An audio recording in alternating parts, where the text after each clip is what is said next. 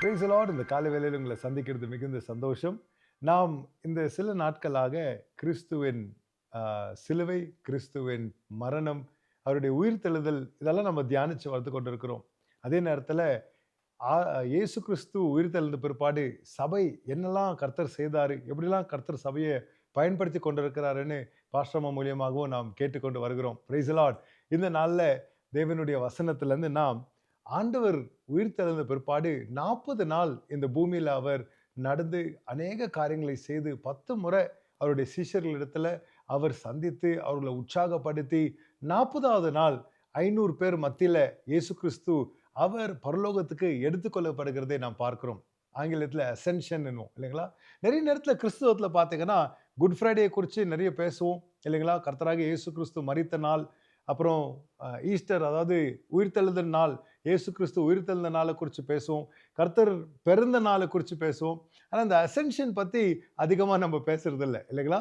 இயேசு கிறிஸ்து சாட்சிகளோட 500 பேர் சாட்சிகளாக நிற்கிற இடத்துல அவர்கள் முன்னாடி வந்து இயேசு பரலோகத்துக்கு எடுத்துக்கொள்ளப்பட்டதை தூதர்கள் பின்பதாக வந்து அவர் இதே போல திருப்பி வரப்போகிறாருன்னு சொன்னது சரித்திர பூர்வமாக நிரூபிக்கப்பட்ட ஒரு காரியமாக இருக்கிறது. Praise the Lord. இந்த எடுத்துக்கொள்ளப்பட்டதுனால நமக்கு என்னென்ன ஆசீர்வாதங்கள் உண்டாச்சுன்னு சில காரியங்களை நான் வசனத்துல இருந்து சொல்ல விரும்புகிறேன். முதலாவது நாம் பார்க்கிறோம், யோவான் 14வது அதிகாரம் 28வது வசனத்துல இப்படி வாசிக்கிறோம். நான் போவேன் என்றும் திரும்பி உங்களிடத்திலே வருவேன் என்றும் நான் உங்களுடனே சொன்னதை கேட்டீர்களே. நீங்கள் என்னில் அன்புள்ளவர்களாயிருந்தால் பிதாவினிடத்திற்கு போகிறேன் என்று நான் சொன்னதை குறித்து சந்தோஷப்படுவீர்கள். ஏனெனில் என் பிதா என்னிலும் பெரியவர்களாயிருக்கிறார். ஹல்லேலூயா. நம்மளுடைய இயேசு கிறிஸ்து சொன்ன அருமையான வார்த்தைகளை இந்த இடத்துல நம்ம பார்க்கிறோம். நான் பிதாவிடத்துல போகிறேன் என்று இயேசு என்ன பண்ணாருங்க, ஆணிதரமாக சொன்னார். அவர் சொன்ன பிரகாரமாகவே இயேசு பரலோகத்துக்கு எடுத்துக்கொள்ளப்பட்டது நாம் பார்க்கிறோம். பாருங்க, இயேசு கிறிஸ்துவுடைய மரணம் ஆகட்டும், உயிர்த்தெழுதல் ஆகட்டும், எடுத்துக்கொள்ளுதல் பத்தி ஆகட்டும், இந்த காரியங்கள் எல்லாம் நம்ம பார்க்கும் போது everything Jesus set he fulfilled. எதெல்லாம் இயேசு இதை நான் செய்வேன்னு சொன்னாரோ அதை செய்து முடித்தார். இதெல்லாம் மனுஷனால செய்ய முடியாத காரியங்கள் இல்லைங்களா. மரித்தவனை உயிரோடு எடுத்துக்கொள்ள முடியாது இல்லைங்களா. அவர் மரணத்தை குறித்து எக்ஸாக்ட் டீட்டெயில்ஸ் கரெக்டாக இப்படிதான் நடக்க போகிறது, இந்த இடத்துல நடக்க போகிறது, இப்படின்னு எல்லாவற்றையும் இயேசு கரெக்டாக சொன்னவராக இருக்கிறார். மரணத்திலிருந்து நான் 3ஆம் நாள் உயிர் தெழுவேன்னு சொன்னார். அது மாத்திரம் இல்லாமல் பிதா இடத்துல நான் போவேன் என்று இயேசு சொன்னாருங்க. மரித்த நிலைமையில சொல்லல, உயிர் தெழுந்த நிலைமையில சொன்னார். அல்லேலூயா. நிச்சயமாக இயேசு சொன்ன அனைவத்தையும் அவர் நிறைவேற்றி கொண்டிருக்கிறார்னா அது என்ன காட்டுதுன்னா அவர் தேவனாக இருக்கிறார். இந்த காரியங்க எந்த மனுஷனால செய்ய முடியாது. எந்த மனுஷனை எந்த பிளேனை எடுத்துக்கொண்டு எந்த ராக்கெட்டை எடுத்துக்கொண்டு பிதா கிட்ட போக முடியாதுங்க. இயேசு கிறிஸ்து சொன்ன அற்புதமான ஒரு விஷயம் இது. நான் போவேன் என்று சொன்னார். அதே போல அசென்ஷன் வரும்போதவே நமக்கு இதெல்லாம் கொஞ்சம் மனதில் வரணும். நம்ம கர்த்தரை துதிக்க தொடங்கணும். கர்த்தாவே, நீர் சொன்ன வார்த்தைகளை நீர் நிறைவேற்றினீர். இது ஒரு ஆசீர்வாதமான ஒரு காரியம். அவருடைய வல்லமையை நம்மளுக்கு எடுத்து காட்டுது.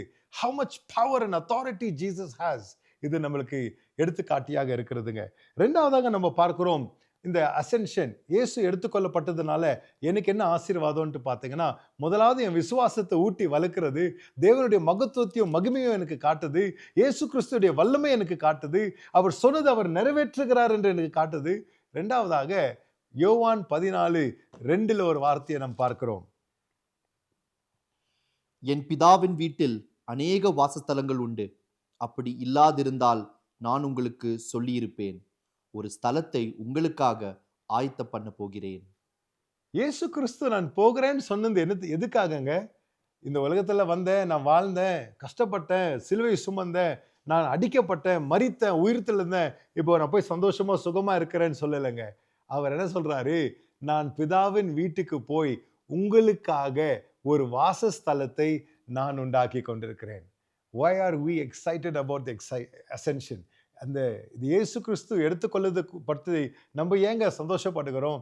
ஏனென்றால் இயேசு கிறிஸ்து இப்பொழுது உங்களுக்காக எனக்காக ஒரு வாசஸ்தலத்தை பிதாவின் வீட்டில் அவர் கையால் கட்டி கொண்டிருக்கிறார். இந்த பூமியில் நம்ம ஒரு வீடு கட்டணும்னா யார் நல்ல மேஸ்திரி, யார் நல்ல எலக்ட்ரிஷியனு, நம்ம வீடு இப்படி இருக்கணும் அப்படி இருக்கணும்னு என்ன பண்ணுறோம், ரொம்ப கண்ணும் கருத்தா இதுக்காக நம்ம செயல்படுகிறோம் இல்லைங்களா. தமிழ்ல சொல்லுவாங்க, வீடு கட்டிப்பாரு கல்யாணம் பண்ணிப்பாருன்னு, இல்லைங்களா? இது பெரிய விஷயம். ஒரு வீடு கட்டி முடிக்கணும்னா சுலபமான விஷயம் இல்ல. அதுக்கு நாள் கணக்கான வேலைகளும் அநேக காரியங்களை வீடு கட்டினவங்களுக்கு தான் தெரியும், இல்லைங்களா? அப்போ இந்த ஒரு வீடு கட்டணும்னா எவ்வளோ நம்ம ஜாக்கிரதையா இருக்கிறோம், இல்லைங்களா? கொஞ்ச நாளைக்கு வாழ்ந்துட்டு போயிட்டு போறோங்க. ஒரு 80 வருஷம், ஒரு 100 வருஷம் நம்ம வாழ்றோம்னு வச்சுக்கலுங்களேன். அவ்வளோதான் அந்த வீட்ட நம்ம அனுபவிக்க முடியும். ஒரு 2 தலைமுறை ஆயிடுச்சுன்னா, அந்த லேண்ட் யாருது சொந்தமா இருக்கும்? அந்த இடத்துல யார் ஒரு 4 தலைமுறை ஆயிடுச்சுன்னா, ஒரு 500 வருஷம் தாண்டிடுச்சுன்னா, அது அட்ரஸே இல்லாம போயிடும், இல்லைங்களா? ஆனா, நித்தியத்துக்கு நாம் வாழப் போற இடத்துல, நாம் இருக்க வேண்டிய இடத்த இயேசுவே கண்ணும் கருத்தும் என்ன பண்ணின்னு இருக்கிறாருங்க? கட்டிக் கொண்டிருக்கிறார். Because of the ascension, I know for sure என்னுடைய வீடு இயேசு கட்டிக் கொண்டிருக்கிறார். என் வாசஸ்தலத்தை இயேசு தான் அதை ஆயத்தப்படுத்தி கொண்டிருக்கிறாருங்க. என்ன ஒரு ஆசீர்வாதம் இல்லைங்களா? அவர் எடுத்துக்கொள்ளப்பட்டதுனால இந்த ஆசீர்வாதம் நமக்கு உண்டு. அடுத்ததாக நம்ம பார்க்கிறோம், கொலோசியர் 1வது அதிகாரம் 18ஆம் வசனத்துல இப்படி சொல்கிறது. அவர் எடுத்துக்கொள்ளப்பட்டதுனால அவர் யாரா இருக்கிறாருங்க? சபைக்கு தலைவனாக இருக்கிறார். இயேசு கிறிஸ்து பெந்தெகோஸ்து நாள் அன்றைக்கு ஆவியானவர் ஊற்றப்படுவார் என்று இயேசு கிறிஸ்து சொன்னதை நாம் பார்க்கிறோம். சீடர்கள் பலன் அடைந்து அவர்கள் தெருவில் வந்து சுவிசேஷத்தை பிரசங்கிக்கிறாங்க. 3000 பேர் ரட்சிக்கப்படுகிறாங்க. சபை என்பது ஒன்று தொடக்கப்பட்டது. எல்லா நிறுவனங்களுக்கு ஒரு தலைவர் தேவை. தலைவர் ஏன் தேவை?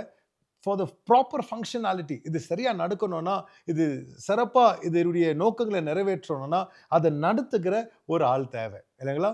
அப்போ இயேசு கிறிஸ்து உயிர் தெழுந்த பிற்பாடு, அவர் எடுத்துக்கொள்ளப்பட்ட பிற்பாடு, எபேசியர் 1ஆம் அதிகாரத்துல நாம் வாசிக்கிறோம், சகலவற்றையும் அவர் காலின் கீழ் பிதாவாகிய தேவன் கீழ்ப்படுத்தி சபைக்கு அவரை தலையாக, அல்லேலூயா. இந்த சபை நடத்தப்படணும்னா இது போப்பாண்டவர்னால இல்லைங்க, வேற யாருனாலும், எந்த மனுஷனால இல்லை, எந்த பாஸ்டர்னால இல்லை, எந்த பெரிய பிரசங்கியாரோ தீர்க்கதரிசியாலனால இல்லைங்க. சபைக்கு தலைவனாக இயேசு கிறிஸ்து, உயிர் தெழுந்த இயேசு கிறிஸ்து பரலோகத்துக்கு எடுத்துக்கொள்ளப்பட்டு இப்பொழுது தலைவனாக செயல்பட்டு கொண்டிருக்கிறார். ஹல்லேலூயா.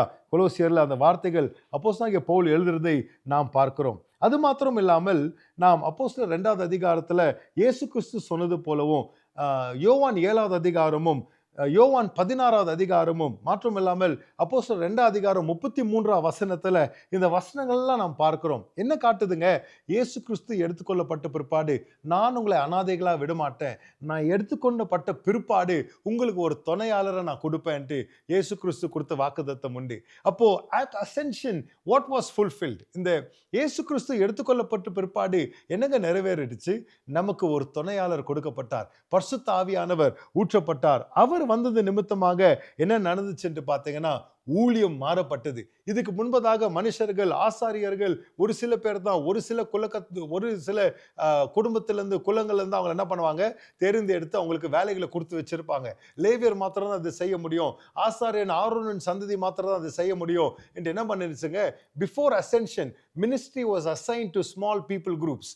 ஊழியம் நம்ம பார்க்கும் போது இயேசு கிறிஸ்து எடுத்துக்கொள்ளப்படுறதுக்கு முன்பதாக ஒரு சில கூட்டங்கள் மாத்திரம்தான் தேவனுக்கு பணிவிட செய்ய முடிந்ததுங்க. ஆனா இயேசு கிறிஸ்து எடுத்துக்கொள்ளப்பட்ட பிற்பாடு பரிசுத்த ஆவியானவர் அவர் சொன்னது போலவே ஊற்றி விடுகிறார். என்ன நடந்துச்சு அந்த நாள் முதல் கொண்டு? அப்போஸ்தலர் 2வது அதிகாரத்துல நாம் பார்க்கிறோம், பேதுரு அவன் ஒரு அப்போஸ்தலனுடைய பிள்ளை கிடையாது, அவன் ஒரு ஆசாரனுடைய பிள்ளை கிடையாது, அவன் ஒரு தீர்க்கதரிசியின் பிள்ளை கிடையாது, அவன் ஒரு மீன் பிடிக்கிற ஒரு சாதாரணமான ஒரு காமனர், இல்லைங்களா? ஆனா கர்த்தருடைய ஆவியானவர் ஊற்றப்படும் போது அங்க இருக்கிற ஜனங்கள் பார்த்து ஆச்சரியப்படத்தக்க என்ன நடந்துச்சுங்க? தேவ ஊழியம் மக்களுக்கு கொடுக்கப்பட்டுச்சு, சபைக்கு கொடுக்கப்பட்டுச்சு, எல்லாருக்கும் கொடுக்கப்பட்டுச்சு.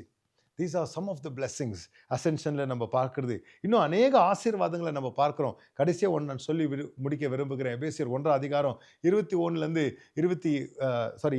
21 மட்டும் நம்ம பார்க்கிறோம். இந்த சுவிசேஷம், இயேசு கிறிஸ்துவின் சுவிசேஷத்தை பெற்றுக்கொண்டு, இயேசு கிறிஸ்துவின் ரட்சிப்பை பெற்றுக்கொண்டு யாரெல்லாம் இயேசு கிறிஸ்துவின் ரத்தத்தால கழுவப்படுகிறார்களோ அவர்கள் உன்னதங்களை கிறிஸ்து இயேசுவோட உட்கார்ந்து கொண்டிருக்கிறாங்க. அவங்களுடைய நிலைமையை கிறிஸ்து இயேசு மாற்றி கொண்டிருக்கிறார்.